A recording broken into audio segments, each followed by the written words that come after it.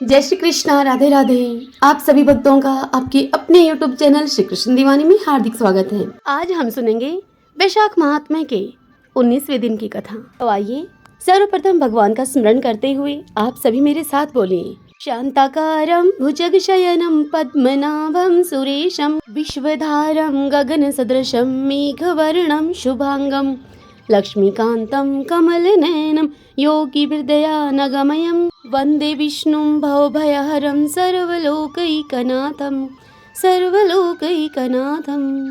श्री लक्ष्मी नारायण भगवान की जय। श्री राधा कृष्णाभ्यां नमो नमः। सूत जी शौनक आदि ऋषियों से कहते हैं कि मातृकुल और पितृकुल दोनों कुलों के पूर्वज चिरकाल से नरक में डूबे हों तो भी जब उनका वंशधर पुत्र श्री हरि की पूजा आरंभ करता है उसी समय वे सब स्वर्ग में चले जाते हैं। जिनका चित्त विश्वरूप वासुदेव में आसक्त नहीं हुआ उनके जीवन से तथा पशुओं की भांति आहार विहार आदि चेष्टाओं से भला क्या लाभ है। अब मैं आप सबको विष्णु का ध्यान बतलाता हूँ जो कि अब तक किसी ने न देखा होगा। वह नित्य निर्मल एवं मोक्ष प्रदान करने वाला ध्यान तुम सब सुनो। जैसे वायुहीन स्थान में रखा हुआ दीपक स्थिर भाव से अग्नि में स्वरूप को धारण करके प्रज्वलित होता रहता है और घर के समूचे अंधकार का नाश करता है, ठीक उसी प्रकार से ध्यानस्थ आत्मा सभी प्रकार के दोषों से रहित होकर निरामय, निष्काम, निश्चल तथा वैर और मैत्री से शून्य हो जाती है। श्री कृष्ण का ध्यान करने वाला पुरुष शोक, दुख, भय, द्वेष, लोभ, मोह तथा भ्रम आदि से और इंद्रियों के विषयों से भी मुक्त हो जाता है। जैसे दीपक जलते रहने से तेल को सोख लेता है, ठीक उसी प्रकार से ध्यान करने से कर्म का भी क्षय हो जाता है। हे मानद, भगवान शंकर आदि ने ध्यान दो प्रकार का बतलाया है, निर्गुण और सगुण। उनमें से प्रथम अर्थात निर्गुण ध्यान का तुम वर्णन सुनो मुझसे। जो लोग योग शास्त्रोक्त यम नियम आदि साधनों के द्वारा परमात्म साक्षात्कार का प्रयत्न कर रहे हैं वे ही सदा ध्यान प्रायण होकर केवल ज्ञान दृष्टि से परमात्मा का दर्शन करते हैं। परमात्मा हाथ और पैर से रहित है तो भी वह सब कुछ ग्रहण करता है और सर्वत्र जाता है। मुख के बिना ही भोजन करता है और नाक के बिना ही सूंघता है वह परमात्मा। उस परमात्मा के कान नहीं हैं फिर भी वह सब कुछ सुनता है। वह सबका साक्षी है और इस जगत का स्वामी है। रूपहीन होकर भी रूप से संबंध हो, पांचों इंद्रियों के वशीभूत हुआ सा प्रतीत होता है। वह परमात्मा समस्त लोगों का प्राण है। संपूर्ण चराचर जगत के प्राणी उसकी पूजा करते हैं। बिना जीव के ही वह सब कुछ वेद शास्त्रों के अनुकूल बोलता है। उसके त्वचा नहीं है फिर भी वह शीत उष्ण आदि सब प्रकार के स्पर्श का अनुभव करता है। सत्ता और आनंद उसके स्वरूप हैं। वह जितेंद्रिय, एक रूप, आश्रय विहीन, निर्गुण, ममता रहित, व्यापक, सगुण, निर्मल, ओजस्वी, सबको वश में करने वाला, सब कुछ देने वाला और सर्वज्ञों में श्रेष्ठ है। वह सर्वत्र व्यापक और सर्वमय है। इस प्रकार जो अनन्य बुद्धि से उस सर्वमय ब्रह्मा का ध्यान करता है वह निराकार एवं अमृत तुल्य परम पद को प्राप्त होता है। हे महामते, अब मैं द्वितीय अर्थात सगुण ध्यान का तुमसे वर्णन करता हूँ। हे मुने, आप ध्यान पूर्वक सुनो। इस ध्यान का विषय भगवान का मूर्त अर्थात साकार रूप है। वह निरामय, रोग व्याधि से रहित है। उसका दूसरा कोई आलंब आधार नहीं है। वह स्वयं ही सबका आधार है। श्रुतदेव जी यह कथा राजा जनक से कह रहे हैं। आगे कहते हैं श्रुतदेव मुनि कि हे राजन, जिनकी वासना से यह सारा ब्रह्मांड वासित है, जिनके संकल्प में इस जगत का वास है, वे भगवान श्री हरि इस विश्व को वासित करने के कारण ही वासुदेव कहलाते हैं। उनका श्री विग्रह वर्षा ऋतु के सजल मेघ के समान श्याम है। इनकी प्रभा सूर्य के तेज को भी लज्जित करती है। इनके दाहिने भाग के एक हाथ में बहुमूल्य मणियों से चित्रित शंख शोभा पा रहा है, दूसरे में बड़े बड़े असुरों का संहार करने वाली कौमोद की गदा विराजमान है। जगदीश्वर के बाएं हाथों में पद्म और चक्र सुशोभित हो रहे हैं। इस प्रकार उनके 4 भुजाएं हैं। वे संपूर्ण देवताओं के स्वामी हैं। शारंग नामक धनुष धारण करने के कारण उन्हें शारंगी कहते हैं। वे लक्ष्मी के स्वामी हैं। उनकी झांकी बड़ी सुंदर है। शंख के समान मनोहर ग्रीवा, ग्रीवा गर्दन को कहा जाता है। सुंदर गोलाकार मुखमंडल तथा पद्म पत्र के समान उनकी बड़ी बड़ी आंखें सभी आकर्षक हैं। कुंदन जैसे चमकते हुए दांतों से भगवान हर्षकेश की बड़ी शोभा हो रही है। हे राजन, श्री हरि निद्रा के ऊपर शासन करने वाले हैं। उनका नीचे का होठ मूंगे की तरह लाल है। नाभि से कमल प्रकट होने के कारण उन्हें पद्मनाभ कहते हैं। वे अत्यंत तेजस्वी किरीट के कारण बड़ी ही शोभा पा रहे हैं। श्री वत्स के चिन्ह ने उनकी छवि को और भी बढ़ा दिया है। श्री केशव का वक्षस्थल कौस्तुभ मणि से अलंकृत है। वे जनार्दन सूर्य के समान तेजस्वी कुंडलों के द्वारा अत्यंत ही देदीप्यमान हो रहे हैं। केयूर, हार, कड़े, कटिसूत्र, करधनी और अंगूठियों से उनके श्रीअंग विभूषित हैं, जिससे कि उनकी शोभा बहुत बढ़ गई है। भगवान तपाए हुए स्वर्ण के रंग का पीतांबर पहने हुए हैं और गरुड़ की पीठ पर विराजमान हैं। वे भक्तों की पाप राशि को दूर करने वाले हैं। इस प्रकार श्री हरि के सगुण स्वरूप का ध्यान करना चाहिए। हे राजन, इस प्रकार मैंने तुम्हें 2 तरह का ध्यान बतलाया है। इसका अभ्यास करके मनुष्य मन, वाणी और शरीर के द्वारा होने वाले समस्त पापों से मुक्त हो जाता है। वह जिस जिस फल को प्राप्त करना चाहता है वह सब उसे निश्चित रूप से मिल जाता है। देवता भी उसका आदर करते हैं और अंत में वह विष्णुलोक को प्राप्त होता है। यही कथा राजा अम्बरीश मुनि श्रेष्ठ नारद जी से सुन रहे हैं। इतनी बात सुनकर राजा अम्बरीश बोले नारद मुनि से, हे मुनि श्रेष्ठ, आपने यह बहुत ही अच्छी बात बताई। इसके लिए आपको धन्यवाद है। आप संपूर्ण लोकों पर अनुग्रह करने वाले हैं। आपने भगवान विष्णु के सगुण एवं निर्गुण ध्यान का हमसे वर्णन किया। अब आप भक्ति का लक्षण हमें बतलाइए। साधुओं पर कृपा करने वाले हे महर्षि नारद, आप मुझे यह बताइए कि किस मनुष्य को कब, कहाँ और कैसी और किस प्रकार की भक्ति करनी चाहिए। सूत जी इस बात को बताते हुए मुनियों से आगे कहते हैं कि हे मुनियों, राजाओं में श्रेष्ठ महाराज अम्बरीश के ऐसे इन वचनों को सुनकर देवऋषि नारद जी को बड़ी प्रसन्नता हुई। नारद जी उनसे बोले कि राजन सुनो, भगवान की भक्ति समस्त पापों का नाश करने वाली है। मैं तुमसे उस भक्ति का भली भांति वर्णन करता हूँ। भक्ति अनेकों प्रकार की बताई गई है। मानसी, वाचिकी, कायिकी, लौकिकी, वैदिकी और आध्यात्मिकी। धारणा, ध्यान, बुद्धि तथा वेदार्थ के चिंतन के द्वारा जो विष्णु को प्रसन्न करने वाली भक्ति की जाती है उस भक्ति को मानसी भक्ति कहते हैं। दिन रात अविश्रांत भाव से वेद मंत्रों के उच्चारण, जप तथा आरण्यक आदि के पाठ के द्वारा जो भगवान की प्रसन्नता का संपादन किया जाता है उसका नाम वाचिकी भक्ति है। व्रत, उपवास और नियमों के द्वारा तथा 5 इंद्रियों के संयम के द्वारा की जाने वाली आराधना, जिसमें शरीर से साध्य होने के कारण वह काय की भक्ति कहलाती है। यह सब प्रकार की सिद्धियों का संपादन करने वाली है।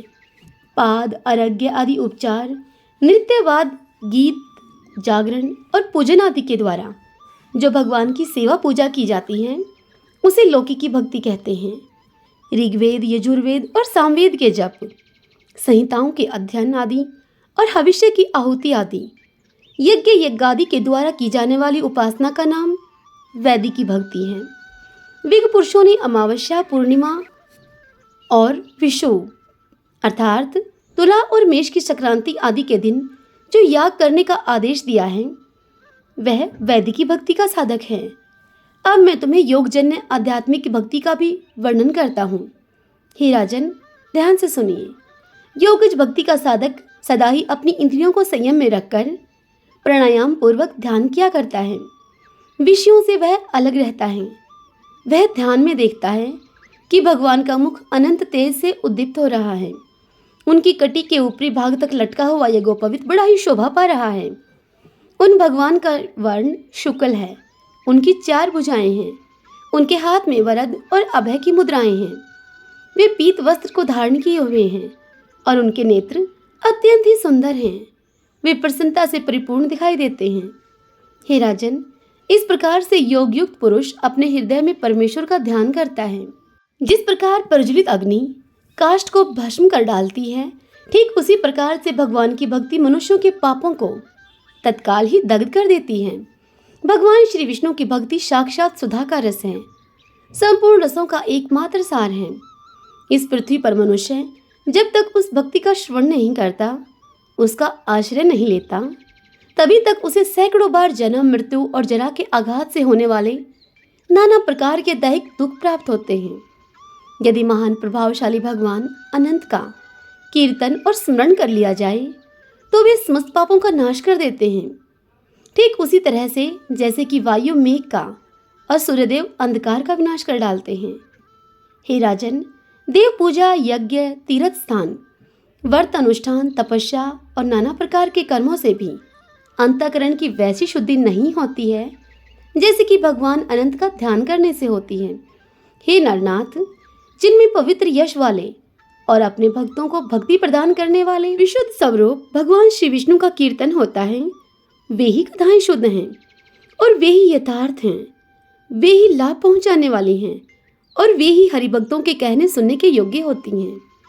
भूमंडल के राज्य का भार संभालने वाले धीरचित महाराज, हे अम्बरीश, तुम धन्य हो, क्योंकि तुम्हारा हृदय पुरुषोत्तम के ध्यान में एकतान हो रहा है और सौभाग्य लक्ष्मी से सुशोभित होने वाली तुम्हारी नैष्टिक बुद्धि श्री कृष्णचंद्र की पुण्यमय लीलाओं के श्रवण में प्रवृत्त हो रही है। हे भूपते, भक्तों को वरदान देने वाले अविनाशी भगवान श्री विष्णु की भक्ति पूर्वक आराधना किए बिना अहंकारवश अपने को ही बड़ा मानने वाले पुरुष का कल्याण भला कैसे होगा? भगवान माया के जन्मदाता हैं, उन पर माया का प्रभाव नहीं पड़ता। साधु पुरुष उन्हें भक्ति के द्वारा ही प्राप्त करते हैं। इस बात को तुम भी जानते हो। हे राजन, धर्म का कोई भी तत्व ऐसा नहीं है जो तुम्हें ज्ञात न हो। फिर भी जिनके चरण ही तीर्थ हैं, उन भगवान की चर्चा का प्रसंग उठाकर जो तुम उनकी सरस कथा को मुझसे विस्तार के साथ पूछ रहे हो, उसमें यही कारण है कि तुम वैष्णवों का गौरव बढ़ाना चाहते हो। मुझ जैसे लोगों को तुम आदर दे रहे हो। साधु संत जो एक दूसरे से मिलने पर अधिक श्रद्धा के साथ भगवान अनंत के कल्याणमय गुणों का कीर्तन और श्रवण करते हैं, इससे बढ़कर परम संतोष की बात तथा समुचित पुण्य मुझे और किसी कार्य में दिखाई नहीं देता है। ब्राह्मण, गौ, सत्य, श्रद्धा, यज्ञ, तपस्या, श्रुति, स्मृति, दया, दीक्षा और संतोष, ये सब श्रीहरि के स्वरूप हैं। सूर्य, चंद्रमा, वायु, पृथ्वी, जल, आकाश, दिशाएं, ब्रह्मा, विष्णु, रुद्र और संपूर्ण प्राणी उस परमेश्वर के ही स्वरूप हैं। इस चराचर जगत को उत्पन्न करने की शक्ति रखने वाले वे विश्वरूप भगवान स्वयं ही ब्राह्मण के शरीर में प्रवेश करके सदा उन्हें खिलाया जाने वाला अन्न भोजन करते हैं। इसलिए जिनके चरण रेणु तीर्थ के समान हैं, भगवान अनंत ही जिनके आधार हैं, जो संपूर्ण प्राणियों के आत्मा और पुण्यमयी लक्ष्मी के सर्वस्व हैं, उन ब्राह्मणों का आदर पूर्वक पूजन करो। जो विद्वान ब्राह्मण को विष्णु बुद्धि से देखता है, वही सच्चा वैष्णव है तथा वही अपने धर्म में भली भांति स्थित माना जाता है। तुमने भक्ति के लक्षण सुनने के लिए मुझसे प्रार्थना की थी, सो सब मैंने तुमको सुना दिया है। अब गंगा स्नान करने के लिए मैं जा रहा हूँ। यह वैशाख का पावन महीना उपस्थित है, जो भगवान लक्ष्मीपति को अत्यंत प्रिय है। इसकी भी आज शुक्ल सप्तमी है। इसमें गंगा का स्नान अत्यंत दुर्लभ है। पूर्व काल में राजा जहन्नुम ने वैशाख शुक्ल के सप्तमी को क्रोध में आकर गंगा जी को पी लिया था और अपने दाहिने कान के छिद्र से उन्हें बाहर निकाला था। अतः जहन्नुम की कन्या होने के कारण गंगा को जाह्नवी कहते हैं। इस तिथि को स्नान करके जो आकाश की मेखलाभूत गंगा देवी का उत्तम विधान के साथ पूजन करता है, वह मनुष्य धन्य एवं पुण्य आत्मा है। जो वैशाख शुक्ल सप्तमी को विधि पूर्वक गंगा में देवताओं और पितरों का तर्पण करता है, उसे गंगा देवी कृपा दृष्टि से देखती हैं तथा वह स्नान के बाद सभी पापों से मुक्त हो जाता है। वैशाख के समान कोई मास नहीं है तथा गंगा के सदृश दूसरी कोई नदी नहीं है। इन दोनों का संयोग बड़ा ही दुर्लभ है। भगवान की भक्ति से ही ऐसा सुयोग्य प्राप्त होता है। गंगा जी का प्रादुर्भाव भगवान श्री विष्णु के चरणों से हुआ है। वे ब्रह्मालोक से आकर भगवान शंकर के जटाजूट में निवास करती हैं। गंगा समस्त दुखों का नाश करने वाली हैं। वे अपनी 3 स्त्रोतों से निरंतर प्रवाहित होकर तीनों लोकों को पवित्र करती रहती हैं। स्वर्ग पर चढ़ने के लिए इनको सीढ़ी माना गया है। ये गंगा सदा ही आनंद देने वाली हैं, नाना प्रकार के पापों को हरने वाली हैं, संकट से तारने वाली हैं और भगतजनों के अंतःकरण में दिव्य प्रकाश फैलाने की लीला से सुशोभित होने वाली हैं। सगर के पुत्रों को ये मोक्ष प्रदान करने वाली हैं, धर्म मार्ग में लगाने वाली और 3 मार्गों से प्रवाहित होने वाली हैं। गंगा देवी तीनों लोकों का श्रृंगार हैं। वे अपने दर्शन, स्पर्श, स्नान, कीर्तन, ध्यान और सेवन से हजारों पवित्र और अपवित्र पुरुषों को पावन बनाती रहती हैं। जो लोग दूर रहकर भी तीनों समय गंगा गंगा गंगा इस प्रकार से उच्चारण करते हैं, उनके 3 जन्मों का पाप गंगा जी तुरंत नष्ट कर देती हैं। जो मनुष्य 1000 योजन दूर से भी गंगा का स्मरण करता है, वह पापी होने पर भी उत्तम गति को प्राप्त करता है। हे राजन, वैशाख शुक्ल सप्तमी को गंगा जी का दर्शन विशेष दुर्लभ है। भगवान श्री विष्णु और ब्राह्मणों की कृपा से ही उस दिन उनकी प्राप्ति होती है। माधव अर्थात वैशाख के समान महीना और माधव अर्थात विष्णु के समान कोई देवता नहीं है, क्योंकि पाप के समुद्र में डूबते हुए मनुष्य के लिए माधव ही जहाज का काम देते हैं। माधव मास में जो भक्ति पूर्वक दान, जप, हवन और स्नान आदि शुभ कर्म किए जाते हैं, उनका पुण्य अक्षय और 100 करोड़ गुना अधिक होता है। जिस प्रकार देवताओं में विश्वात्मा भगवान नारायण देव श्रेष्ठ हैं, जैसे जप करने के योग्य मंत्रों में गायत्री सबसे उत्कृष्ट है, उसी प्रकार से नदियों में गंगा जी का स्थान सबसे ऊंचा है। जैसे संपूर्ण स्त्रियों में पार्वती, तपने वालों में सूर्यदेव, लाभों में आरोग्य लाभ, मनुष्यों में ब्राह्मण, पुण्यों में परोपकार, विद्याओं में वेद, मंत्रों में प्रणव, ध्यानों में आत्मचिंतन, तपस्याओं में सत्य और सौधर्म पालन, शुद्धियों में आत्मशुद्धि, दानों में अभय दान तथा गुणों में लोभ का त्याग ही सबसे प्रधान माना गया है। उसी प्रकार सब मासों में वैशाख मास अत्यंत श्रेष्ठ है। पापों का अंत वैशाख मास में प्रातःकाल स्नान करने से होता है। अंधकार का अंत सूर्य के उदय होने से होता है और पुण्यों का अंत दूसरों की बुराई करके और चुगली करने से होता है। हे राजन, कार्तिक मास में जब सूर्य तुला राशि पर स्थित हो, उस समय जो स्नान, दान आदि पुण्य कर्म किया जाता है, उसका पुण्य परार्ध गुना अधिक होता है। माघ मास में जब मकर राशि पर सूर्य हो, तो कार्तिक की अपेक्षा भी 1000 गुना उत्तम फल होता है। और वैशाख मास में मेष की संक्रांति होने पर वह फल माघ से भी 100 गुना अधिक होता है। वे ही मनुष्य पुण्य आत्मा और धन्य हैं जो वैशाख मास में प्रातःकाल स्नान करके विधि विधान से भगवान लक्ष्मीपति की पूजा करते हैं। वैशाख मास में सवेरे का स्नान, यज्ञ, दान, उपवास, हविष्य भक्षण और ब्रह्मचार्य का पालन, ये महान पातकों का नाश करने वाले हैं। हे राजन, कलयुग में वैशाख की महिमा गुप्त नहीं रहने पाएगी, क्योंकि उस समय वैशाख मास का महात्म्य अश्वमेध यज्ञ के अनुष्ठान से भी बढ़कर है। कलयुग में परम पावन अश्वमेध यज्ञ का अनुष्ठान नहीं हो सकता है। उस समय वैशाख मास का स्नान ही अश्वमेध यज्ञ के समान विहित है। कलयुग के अधिकांश मनुष्य पापी होंगे, उनकी बुद्धि पाप में ही आसक्त होगी, इसलिए वे अश्वमेध के पुण्य को, जो कि स्वर्ग और मोक्ष रूप फल प्रदान करने वाला है, उस अश्वमेध के पुण्य को नहीं जान सकेंगे। उस समय के लोग अपने पापों के कारण नरक में पड़ेंगे। इसलिए कलयुग के लिए अश्वमेध का प्रचार कम कर दिया गया और उस अश्वमेध यज्ञ के प्रचार के स्थान पर वैशाख मास के स्नान का विधान किया गया। हरि ओम तत्सत। श्री लक्ष्मी नारायण भगवान की जय। श्री राधा कृष्णाभ्याम नमो नमः। भक्तजनों, आज की यह कथा यहीं तक। इससे आगे की कथा कल हम अगले अध्याय में सुनेंगे। आइए हम वैशाख स्नान की विशेष कथा का श्रवण करें और फिर अंत में प्रभु संकीर्तन करते हुए कथा को विराम देते हैं। एक समय की बात है, एक राजा था। वह राजा सुबह जल्दी उठकर वैशाख के महीने में गंगा जी में नहाया करता था और कहता था कि मेरे से पहले गंगा जी में कोई भी स्नान न करे। एक बंदरिया थी जो कि रोज राजा के नहाने से पहले ही नदी में स्नान कर लिया करती और पीछे राजा नहाने के लिए जाता था। एक समय जब राजा ने नदी के पानी को हिलता हुआ देखा और बिखरा हुआ पाया, तो वहाँ उस राजा ने पहरेदार बिठा दिए और सिपाहियों से कह दिया कि मुझसे पहले यहाँ पर कोई भी स्नान न करने पाए। वहाँ गंगा जी के किनारे पर एक पेड़ था। उस पेड़ के ऊपर एक बंदरिया बैठी रहा करती थी। वह बंदरिया डाली के सहारे उस पेड़ से उतरकर गंगा जी में नहा लेती और वापस पेड़ पर जाकर फिर से बैठ जाती। ऐसे ही वैशाख का महीना अब पूरा हो गया। उस बंदरिया को एक दिन एक सिपाही ने देख लिया। सिपाही ने देखा कि जब अंधेरे में उन्हें कुछ भी नहीं दिखाई देता और उनको नींद आ जाती है, तो यह बंदरिया उस समय गंगा जी में नहा लेती है। और फिर सिपाही उस बंदरिया को पकड़कर अब राजा के पास लेकर गए और राजा से जाकर कहने लगे कि यह बंदरिया आपसे पहले गंगा जी में स्नान करती है।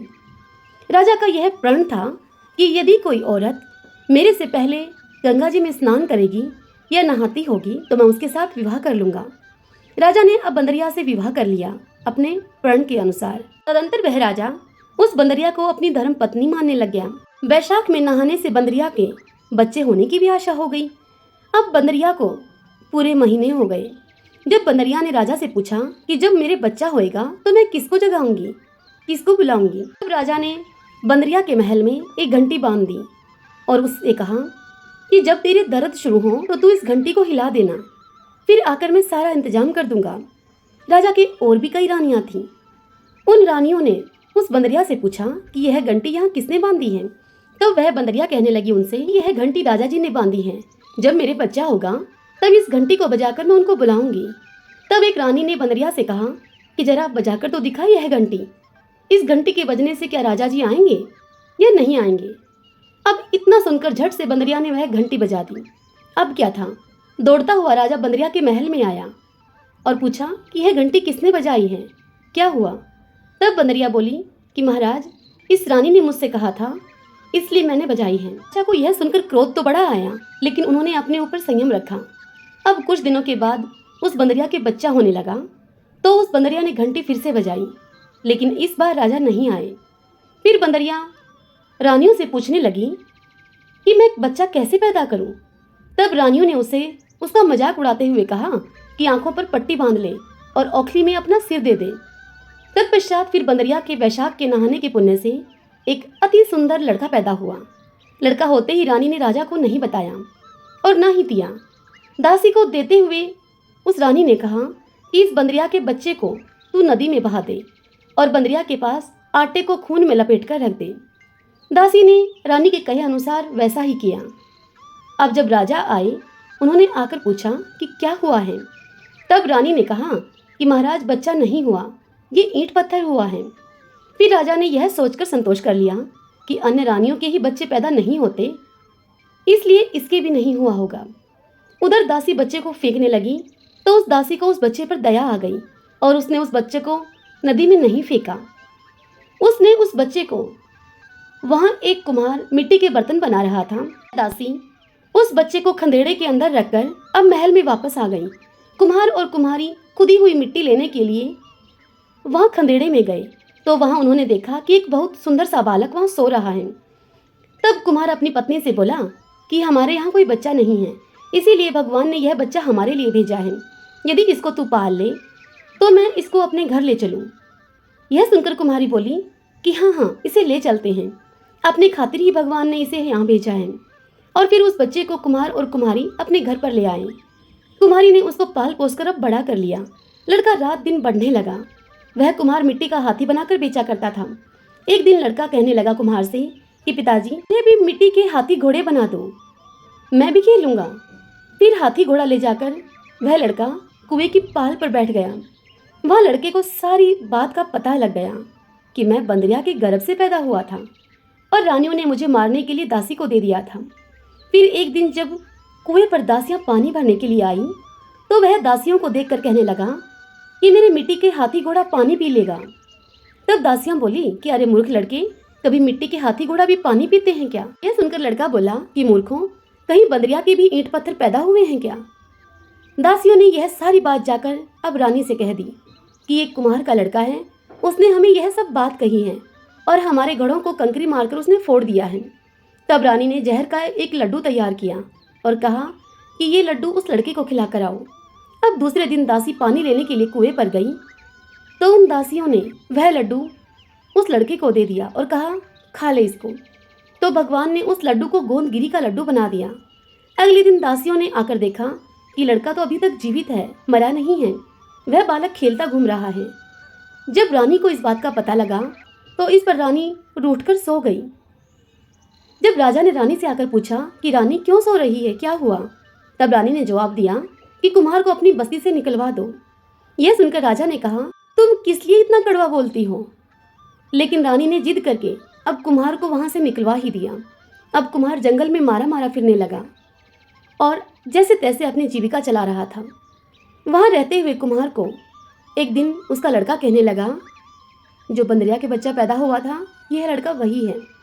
वह लड़का बोला कुम्हार से कि पिताजी, मेरे को 108 करवे और 108 कोले बना दो। वह ठंडे ठंडे घड़े भरकर अब फिर से बैठ गया। वहाँ गणगौर पूजन के लिए लेने के लिए बहुत सारी लड़कियाँ वहाँ पर आईं। राजा की साहूकारनी भी आई और लड़कियाँ परात में मिट्टी भरकर बगीचे में बैठकर खेलने लगी। खेलते खेलते अब उनको प्यास लग गई। अब वे सब लड़कियाँ उस लड़के से जाकर बोली कि हमें पानी पिला दो तुम्हारे इन घड़ों से। तब वह लड़का बोला कि मेरे पास ये गोलियां हैं, इनको खाती चली जाओ और पीछे पीछे मेरे फिरती जाओ।